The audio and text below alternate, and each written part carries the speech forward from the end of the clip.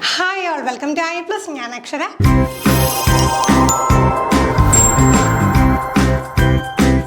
Examination seated examination common ആയിട്ടുള്ള psychology questions ആണ് നമ്മൾ ഇന്നത്തെ സെക്ഷനിലും ഡിസ്കസ് ചെയ്യാനായിട്ട് പോകുന്നത്. തീർച്ചയായിട്ടും നിങ്ങളെ ടോപ്പിക്സിലൂടെയൊക്കെ ഒന്ന് കടന്നു പോയ ശേഷം ക്വസ്റ്റ്യൻസ് വർക്കൗട്ട് ചെയ്യുകയാണെങ്കിൽ നിങ്ങളുടെ ഒരു ലെവൽ എത്രയാണെന്ന് നിങ്ങൾക്ക് തീർച്ചയായിട്ടും മനസ്സിലാക്കാൻ സാധിക്കും. അതുപോലെ എത്ര ചോദ്യങ്ങളുടെ ഉത്തരം നിങ്ങൾക്ക് കണ്ടെത്താൻ സാധിച്ചു എന്ന് തീർച്ചയായിട്ടും നിങ്ങൾ കമൻറ്റ് ചെയ്യാനും മറക്കരുത്. ആദ്യത്തെ ചോദ്യത്തിലേക്ക് കടക്കാം. According to Kohlberg's theory of moral development, at what stage are children self-centered and see their own benefit in doing something? നമുക്ക് പല തിയറിസ്റ്റുകളുടെ തിയറീസ് ഓഫ് ലേണിംഗിൽ നമുക്ക് പഠിക്കാനായിട്ടുണ്ട്. അതിൽ തന്നെ നമുക്ക് പല സ്റ്റേജുകളുണ്ട്. പിയാഷെയുടെ സ്റ്റേജുകൾ, ഇതുപോലെ കോൾബർഗിൻ്റെ സ്റ്റേജുകൾ, എറിക്സന്റെ സ്റ്റേജുകൾ, ബ്രൂണറിൻ്റെ സ്റ്റേജുകൾ. ഓരോ സ്റ്റേജിൻ്റെയും പ്രാധാന്യം കൃത്യമായിട്ട് മനസ്സിലാക്കി പഠിക്കണം. ഓരോ സ്റ്റേജിലും എന്താണ് വരുന്നത്, എന്തൊക്കെയാണ് അതിൻ്റെ ക്യാരക്ടറിസ്റ്റിക്സ് ഫീച്ചേഴ്സ് എന്ന് തീർച്ചയായിട്ടും ഏതുറക്കത്തെ വിളിച്ച് ചോദിച്ചാലും നമ്മൾ അറിഞ്ഞിരിക്കണം. കാരണം അത്രയധികം പ്രാധാന്യമുള്ള മേഖലയാണ്. അപ്പോൾ ഓരോ സ്റ്റേജും കൃത്യമായിട്ട് എഴുതി വെച്ച് തന്നെ നിങ്ങൾ പഠിക്കണം. അപ്പോൾ അത് പഠിച്ചിട്ട് വന്ന ഒരാളെ സംബന്ധിച്ചിടത്തോളം ഈ ചോദ്യത്തിൻ്റെ ഉത്തരം കണ്ടെത്താനായിട്ട് സാധിക്കും. എന്നാൽ നമുക്ക് എന്താണ് ഒന്ന് ഗസ് ചെയ്ത് കണ്ടുപിടിക്കാൻ പറ്റിയ രീതിയിലുള്ള ചോദ്യമൊന്നുമല്ല. ഈ ഒരു കാര്യത്തെക്കുറിച്ച് കൃത്യമായിട്ട് പഠിച്ച ഒരു വ്യക്തിക്ക് ഉത്തരം കണ്ടെത്താൻ സാധിക്കുകയുള്ളൂ. പ്രീവിയസ് ഇയർ ക്വസ്റ്റ്യൻ വളരെ റീസെൻ്റ് ആയിട്ട് ലേറ്റസ്റ്റ് ആയിട്ട് ചോദിച്ചിട്ടുള്ള ഒരു ചോദ്യമാണിത്. അപ്പോൾ നോക്കിക്കുകയും കോൾബർഗിൻ്റെ തിയറി ഓഫ് മോറൽ ഡെവലപ്മെൻറ്റ് പ്രകാരം ഏത് സ്റ്റേജിലാണ് കുട്ടികൾ എന്ത് ചെയ്യുക സെൽഫ് സെൻറ്റേർഡും അതോടൊപ്പം ഒരു കാര്യം ചെയ്യുന്നതിൽ അവരുടെ മാത്രം ബെനിഫിറ്റ്സിനെ നോക്കുകയും ചെയ്യുന്നത് എന്നാണ് ചോദ്യം. At the fifth stage in the third level, at the first stage in the first level, at the second stage in the first level, at the third stage in the second level. നമുക്കറിയാം 3 ലെവലുകളുണ്ട്. 3 ലെവലുകളിലായിട്ട് എന്തുണ്ട്, 6 stages ഉണ്ട്. ഓരോ ലെവലിലും ഈ 2 stage വെച്ച് ടോട്ടലായിട്ട് എത്രയാണ്, 6 സ്റ്റേജുകളുണ്ടെന്ന് നമുക്കറിയാം. Pre conventional, conventional, post conventional എന്നൊക്കെ നിങ്ങൾ പഠിച്ചിട്ടുണ്ട്. അപ്പം അതിനെക്കുറിച്ച് ഡീറ്റെയിൽ ആയിട്ട് ഇപ്പോൾ എക്സ്പ്ലെയിൻ ചെയ്യുന്നില്ല. അതിനെക്കുറിച്ചുള്ള ഡീറ്റെയിൽ ആയിട്ടുള്ള ടോപ്പിക്കിനെ കുറിച്ചുള്ള നോട്ട്സും വീഡിയോസും ഒക്കെ നമ്മുടെ ചാനലിൽ അവൈലബിൾ ആണ്. നമ്മുടെ ക്ലാസ് ആണെങ്കിൽ, നമ്മുടെ ആപ്പിലുള്ള ക്ലാസ്സിലാണെങ്കിൽ ഓരോ മൈന്യൂട്ട് പോയിന്റ്സ് പോലും ഇൻക്ലൂഡ് ചെയ്തിട്ടുള്ള ക്ലാസ്സുകൾ അവൈലബിൾ ആണ്. അപ്പോൾ ഈ ഒരു ഏരിയ ഒക്കെ നിങ്ങൾ ഇതേവരെ പഠിച്ചിട്ടില്ല എന്നുണ്ടെങ്കിൽ നമ്മുടെ ക്ലാസ്സൊക്കെ ചൂസ് ചെയ്ത് കഴിഞ്ഞാൽ വളരെ വേഗത്തിൽ തന്നെ നിങ്ങൾക്ക് ഈ ഏരിയ പഠിക്കാം. അതുപോലെ ക്വസ്റ്റ്യൻസും ഒക്കെ വർക്കൗട്ട് ചെയ്യാം. അപ്പോൾ നമുക്ക് ചോദ്യത്തിലേക്ക് മടങ്ങിയെത്താം. നോക്കിക്കേ, കോൾബർഗിൻ്റെ തിയറി ഓഫ് മോറൽ ഡെവലപ്മെൻറ്റിൽ സെൽഫ് സെൻറ്റേർഡ് ആയിട്ട് കുട്ടി അവരെ മാത്രം സെൻറ്റർ ചെയ്തുകൊണ്ട് അവരുടെ ബെനിഫിറ്റിന് വേണ്ടി മാത്രം പ്രവർത്തിക്കുന്ന ആ ഒരു ഘട്ടം എപ്പോഴാണ് നമുക്ക് കാണാൻ കഴിയുന്നത്? എപ്പോഴാണ്? അത് സെക്കൻഡ് സ്റ്റേജിൻ്റെ ഫസ്റ്റ് ലെവലിലെ സെക്കൻഡ് സ്റ്റേജിലാണ് നമുക്ക് കാണാനായിട്ട് സാധിക്കുന്നത്. ഡീറ്റെയിൽ ആയിട്ട് ഒരു ടോപ്പിക്ക് പഠിച്ചവർക്ക് മാത്രമേ ഈ ഒരു ഏരിയ കണക്ട് ചെയ്ത് ഉത്തരം കണ്ടെത്താൻ സാധിക്കുകയുള്ളൂ. അടുത്ത ചോദ്യം, which of the following are examples of scaffolding? സ്ഥിരം ചോദ്യമാണ് സ്കാഫോൾഡിങ്. പക്ഷെ ചോദ്യം ചോദിച്ച രീതി നോക്കിക്കും. സ്കാഫോൾഡിങ്ങുമായി ബന്ധപ്പെട്ട 5 പോയിന്റ്സ് തന്നിട്ടുണ്ട്. അതിൽ ഏതൊക്കെ വരുന്നു എന്നുള്ള രീതിയിലാണ് നമ്മുടെ ചോദ്യം. അപ്പം നമുക്ക് എന്ത് ചെയ്യാം, സ്കാഫോൾഡിങ് നമുക്കറിയാം കൈത്താങ്ങാണെന്നറിയാം അല്ലേ. മോർ നോളജബിൾ ആയിട്ടുള്ള ഒരു വ്യക്തി മറ്റൊരു വ്യക്തിക്ക് കൊടുക്കുന്ന ആ ഒരു കൈത്താങ്ങാണ്. ആ ഒരു വ്യക്തിക്ക് സ്വന്തമായിട്ട് കാര്യങ്ങൾ ചെയ്യാമെന്നുള്ള ലെവലിൽ എത്തുന്ന സമയത്ത് എന്ത് ചെയ്യും, ഈ കൈത്താങ്ങ് പിൻവലിക്കുകയും ചെയ്യും. അപ്പോൾ ഇത് വൈഗോട്സ്കിയുടെ ഐഡിയ ആണ്. നമ്മൾ അതിനെക്കുറിച്ചൊക്കെ ഡീറ്റെയിൽ ആയിട്ട് പഠിച്ചിട്ടുണ്ട്. ഇനി നമുക്ക് ചോദ്യത്തിലേക്ക് വരാം. എന്താണ് ആദ്യം തന്നെ നമുക്ക് എന്തിനെ ഇവിടെ നിന്ന് എലിമിനേറ്റ് ചെയ്യാം? Road rehearsal. നമ്മുടെ പുതിയ ഒരു പഠന മേഖല നോക്കിക്കഴിഞ്ഞാൽ റോഡ് ലേണിംഗ്, കാണാപ്പാഠം പഠിക്കുക, അല്ലെങ്കിൽ റോഡ് റിഹേഴ്സൽ, വീണ്ടും എന്താണ് ഉരുവിട്ട് മനഃപ്പാഠമാക്കി കാണാപ്പാഠമാക്കുന്ന ആ ഒരു സംഗതിക്ക് യാതൊരുവിധ പ്രാധാന്യവും കൊടുക്കുന്നില്ല. ആ ഒരു സംഗതി എന്താണ് നമ്മുടെ പുതിയ അപ്രോച്ചിൽ ഇല്ല. അപ്പം ഈ ഒരു ടേം എപ്പോൾ കണ്ടാലും റോഡ് റിഹേഴ്സൽ അല്ലെങ്കിൽ റോഡ് ലേണിംഗ് എന്നൊക്കെ കണ്ടു കഴിഞ്ഞാൽ തീർച്ചയായിട്ടും നമ്മുടെ പുതിയ പഠനമേഖലയുമായി ബന്ധമുള്ളതല്ല എന്ന് മനസ്സിലാക്കിക്കൊണ്ട് എത്രയും വേഗം അവനെ എന്ത് ചെയ്യുക, എലിമിനേറ്റ് ചെയ്ത് കളയാം. ഇത് 4 ഓപ്ഷൻസ് ആണ്. Think aloud. തീർച്ചയായിട്ടും സ്കാഫോൾഡിങ്ങിൽ എന്താണ് കൂടുതലായിട്ട് കുട്ടികൾക്ക് ചിന്തിക്കാനായിട്ടുള്ള അവസരമുണ്ട്. തിങ്ക് അലൗഡ് ഓപ്ഷൻ അവൈലബിൾ ആണ്.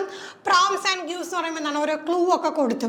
അപ്പോൾ എന്താണ് ഡയറക്റ്റായിട്ട് കാര്യങ്ങൾ പറഞ്ഞു കൊടുക്കാതെ കുറച്ച് ക്ലൂ ഒക്കെ കൊടുത്ത് എന്ത് ചെയ്യാം, ആ ഒരു ഐഡിയയിലേക്ക് എത്തിക്കാം.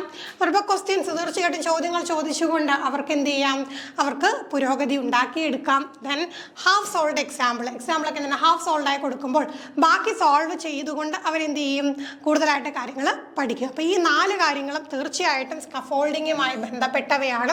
അതുകൊണ്ട് നമ്മുടെ ഓപ്ഷൻ എന്ത് വരും, A, B, C and D എന്നുള്ള ഓപ്ഷനാണ് വരുന്നത്.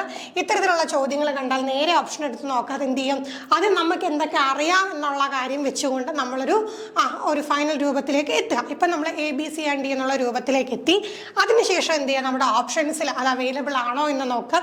ഓപ്ഷൻസിൽ അവൈലബിൾ ആണെങ്കിൽ അത് തീർച്ചയായിട്ടും അത് തന്നെയായിരിക്കും ശരി. ഉത്തരം എന്താണ്, A, B, C and D ആണ്. അടുത്ത ചോദ്യം, social constructivist view of learning advocate that. Social constructivist view വളരെ ഇമ്പോർട്ടൻ്റ് ആയിട്ടുള്ളൊരു മേഖല തന്നെയാണ് അല്ലേ. അപ്പം ഇവിടെ നമുക്ക് രണ്ട് കാര്യങ്ങൾ വരുന്നുണ്ട്. എന്താണ്? സോഷ്യൽ ഇൻട്രാക്ഷനും അതേപോലെ കൺസ്ട്രക്റ്റിവിസവും. അപ്പോൾ എപ്പോഴും പഠനം നടക്കുന്നത് കൺസ്ട്രക്റ്റീവായിട്ടാണ് എന്ന് നമുക്കറിയാം അല്ലേ. മുന്നറിവുകളുടെ സഹായത്തോടു കൂടി പുതിയ അറിവുകളെ എന്ത് ചെയ്യണം, നിർമ്മിക്കുകയാണ് ചെയ്യുന്നത്. അപ്പോൾ ഈ അറിവ് നിർമ്മാണത്തിൽ ആർക്ക് പങ്കുണ്ട്? സമൂഹത്തിന് പങ്കുണ്ട്. ആ ഒരു സോഷ്യൽ ഇൻട്രാക്ഷനിലൂടെ ഈ ഒരു പ്രോസസ്സ് വളരെ വേഗം നടക്കുന്നു എന്നൊക്കെയുള്ള സംഗതിയാണ് സോഷ്യോ കൺസ്ട്രക്റ്റിവിസം എന്ന ആശയം കൊണ്ട് ഉദ്ദേശിക്കുന്നത്. അപ്പോൾ അതിൻ്റെ ഏറ്റവും ബേസിക് ആയിട്ടുള്ള ഒരു ഐഡിയ തന്നെയാണ് നമുക്ക് ഈ ഒരു ചോദ്യത്തിൻ്റെ ഉത്തരവായിട്ട് വരുന്നത്. നമുക്ക് ഓപ്ഷൻസ് നോക്കാം. Effective learning takes place through the process of recall and rehearsal. Learners receive knowledge passively from others. Learners actively construct knowledge. Effective learning is activated by lecturing and explaining. അപ്പം നോക്കിക്കേ, സോഷ്യോ കൺസ്ട്രക്റ്റിവിസ്റ്റ് വ്യൂ എന്ന് പറയുമ്പോൾ തന്നെ നമ്മുടെ മനസ്സിലേക്ക് ആദ്യം ഓടിയെത്തുന്ന കാര്യം തന്നെയാണ് എന്താണ്? Learners actively construct knowledge. Learners എന്ത് ചെയ്യും? വളരെ ആക്റ്റീവായിട്ട് നിന്നുകൊണ്ട് തന്നെ എന്ത് ചെയ്യുന്ന അറിവിനെ കൺസ്ട്രക്ട് ചെയ്യുന്നു. അതിനെ സഹായിക്കുന്ന ഒരു ഘടകമാണെന്തും ഈ പറയുന്ന സോഷ്യൽ ഇൻട്രാക്ഷൻ എന്ന് പറയുന്നത്. അപ്പം ബാക്കി കാര്യങ്ങൾ നോക്കിക്കഴിഞ്ഞാൽ റീകോൾ ആൻഡ് റിഹേഴ്സൽ ആണെങ്കിലും പാസീവായിട്ട് അറിവ് നേടുന്നതും ലെക്ചറിങ്ങിലൂടെ എക്സ്പ്ലൈനിങ്ങിലൂടെ കേൾക്കുന്നതും സോഷ്യോ കൺസ്ട്രക്റ്റിവിസവുമായി ബന്ധപ്പെട്ടവയല്ല. സോഷ്യോ കൺസ്ട്രക്റ്റിവിസ്റ്റ് വ്യൂവിൽ എപ്പോഴും എന്താണ്? ആക്റ്റീവായിട്ടുള്ള നോളജ് കൺസ്ട്രക്ഷനാണ്. സോഷ്യൽ ഇൻട്രാക്ഷൻ്റെ സഹായത്തോടു കൂടിയുള്ള ആക്റ്റീവായിട്ടുള്ള നോളജ് കൺസ്ട്രക്ഷനാണ് നമുക്ക് കാണാനായിട്ട് സാധിക്കുന്നത്. അടുത്ത ചോദ്യം, which of the following aptly defines relation between cognition and emotion. കോഗ്നീഷനും ഇമോഷനും തമ്മിലുള്ള ബന്ധം സ്ഥിരമായിട്ട് ചോദ്യം ചോദിക്കുന്ന മേഖലയാണ് കോഗ്നീഷനും ഇമോഷനും. അപ്പോൾ ഈ ഒരു ടോപ്പിക്കിനെ കുറിച്ചുള്ള ഡീറ്റെയിൽ ആയിട്ടുള്ള വീഡിയോ നമ്മുടെ ചാനലിൽ അപ്ലോഡ് ചെയ്തിട്ടുണ്ട്. അപ്പോൾ ഈ ഒരു മേഖലയിൽ ഡൗട്ടുള്ളവർ ആദ്യം എന്ത് ചെയ്യുക, ആ വീഡിയോ ചെക്കൗട്ട് ചെയ്യും. അതിനുശേഷം നിങ്ങൾക്ക് ഉത്തരം കണ്ടെത്താനായിട്ട് തീർച്ചയായിട്ടും സാധിക്കും. അപ്പോൾ എന്താണ് നമുക്ക് ഓപ്ഷൻസ് എന്ന് നോക്കാം. Emotions influence cognition but reverse is not true. Cognition and emotion are two independent systems. Emotion and cognition are interdependent on each other. Cognition influences emotion but reverse is not true. അപ്പോൾ നോക്കിക്കേ, ഇവ തമ്മിലുള്ള ബന്ധം എന്തെന്നുള്ളതാണ്. അപ്പം നമുക്ക് തീർച്ചയായിട്ടും പറയാം കോഗ്നീഷനും ഇമോഷനും connected ആണ്, ഇവ തമ്മിൽ സ്വാധീനിക്കുന്നുണ്ട്. അങ്ങനെ വരുമ്പോൾ എന്ത് വരും ഉത്തരം? Emotion and cognition interdependent on each other. രണ്ടുപേരും എന്ത് ചെയ്യുന്നുണ്ട്? അങ്ങോട്ടും ഇങ്ങോട്ടും ഡിപ്പെൻഡ് ചെയ്യുന്നുണ്ട്. തീർച്ചയായിട്ടും കോഗ്നീഷനെ ഇമോഷൻ അഫക്റ്റ് ചെയ്യും, ഇമോഷനെ കോഗ്നീഷനും അഫക്റ്റ് ചെയ്യും. ഇതാണ് ഇവ തമ്മിലുള്ള ബന്ധം. ഒരിക്കലും എന്താണ് ഇവയ്ക്ക് ഇൻഡിപെൻഡൻറ്റ് സിസ്റ്റമായിട്ട് എക്സിസ്റ്റ് ചെയ്യാൻ സാധിക്കില്ല. ഇവർക്ക് എപ്പോഴും എന്താണ് തമ്മിൽ ഇന്റർഡിപ്പെൻഡ് ചെയ്തുകൊണ്ട് മാത്രമേ എക്സിസ്റ്റ് ചെയ്യാനായിട്ട് സാധിക്കുകയുള്ളൂ. അടുത്ത ചോദ്യം അസേർഷൻ റീസൺ ചോദ്യമാണ്. ഈ ഒരു ചോദ്യം എന്ന് പറയുമ്പോഴത്തേക്ക് നമുക്ക് പെട്ടെന്ന് കാണുമ്പോൾ ഒരു നെഞ്ചെടുപ്പൊക്കെ വരുന്ന തരം ചോദ്യമാണ്. അങ്ങനെ കൂടുതൽ നെഞ്ചടിക്കാനൊന്നും പോകണ്ട. ബേസിക്കായിട്ട് പറഞ്ഞേക്കുന്ന കാര്യം എന്തെന്ന് മനസ്സിലാക്കിയ ശേഷം ഓപ്ഷൻ നോക്കണ്ട. ഓപ്ഷൻ നോക്കാതെ തന്നെ നമുക്ക് ഉത്തരത്തിലോട്ട് വരാം. Assertion ഇതാണ്. In Lawrence Kohlberg's moral development theory, children move from understanding consequence of fact to determine whether they are good or bad to understanding that rules and laws are flexible and can be changed. Reason കൊടുത്തിട്ടുണ്ട്. Lawrence Kohlberg argues that moral development occurs progressively in stages. അപ്പോൾ ഈ ഒരു ഐഡിയയെ കുറിച്ച് detail ആയിട്ടൊന്നും പഠിച്ചില്ലെങ്കിൽ പോലും basic ആയിട്ട് moral development theory എന്താണ്, കോൾബർഗിൻ്റെ ആശയം എന്താണ്, സ്റ്റേജുകളിലേക്കൊന്നും പോയില്ല. ബേസിക് ആയിട്ട് അദ്ദേഹം എന്താണ് ഉദ്ദേശിക്കുന്നത് എന്നൊന്ന് മനസ്സിലാക്കി വെച്ച് കുറച്ച് ലോജിക്ക് ഉപയോഗിച്ചാൽ തന്നെ നമുക്ക് ഉത്തരം കിട്ടും. അപ്പോൾ കോൾബർഗ് എന്താ പറഞ്ഞേക്കുന്നത്? ആദ്യം എങ്ങനെയായിരിക്കും ഓരോ പ്രവൃത്തി ചെയ്യുമ്പോൾ അതിൻ്റെ കോൺസിക്വൻസിൽ മാത്രം ഊന്നിക്കൊണ്ട് നിൽക്കുന്ന ഒരു കുട്ടി പിന്നെ മുന്നോട്ട് പോകുമ്പോൾ എന്താണ് നമുക്ക് നിയമങ്ങളും റൂൾസും ലോസും ഒക്കെ എന്താണ് ഫ്ലെക്സിബിൾ ആണ്, അത് ചേഞ്ച് ചെയ്യാം എന്നൊക്കെയുള്ള ലെവലിലേക്ക് വരെ എത്തിച്ചേരുന്നു. അപ്പോൾ ഒരു ലോ ലെവലിൽ നിന്ന് ഹയർ ലെവലിലേക്ക് മോറൽ ഡെവലപ്മെൻറ്റ് എത്തിച്ചേരുന്നു. അതിൻ്റെ റീസൺ എന്താണ്? Moral development അക്കോസ് progressively in stages. എപ്പോഴും മോറൽ ഡെവലപ്മെൻറ്റ് ഘട്ടം ഘട്ടമായിട്ടാണ് പ്രോഗ്രസ് ചെയ്ത് പോകുന്നത്. ശരിയല്ലേ? ഈ രണ്ട് കാര്യങ്ങൾ ഒന്ന് കണക്ട് ചെയ്ത് നോക്കും. ആദ്യം എന്ത് ചെയ്യുന്നു, എന്താണ് ശരി എന്താണ് തെറ്റ് എന്നുള്ളത് കോൺസിക്വൻസിനെ ബേസ് ചെയ്തുകൊണ്ട് മനസ്സിലാക്കുന്ന ഒരു കുട്ടി മോറലി ഡെവലപ്പ് ആകുമ്പോൾ ഒരു കുട്ടി ചിന്തിക്കുന്ന പോലെയല്ല ഒരു അഡൽട്ടായി തീരുമ്പോൾ ചിന്തിക്കുന്നത്.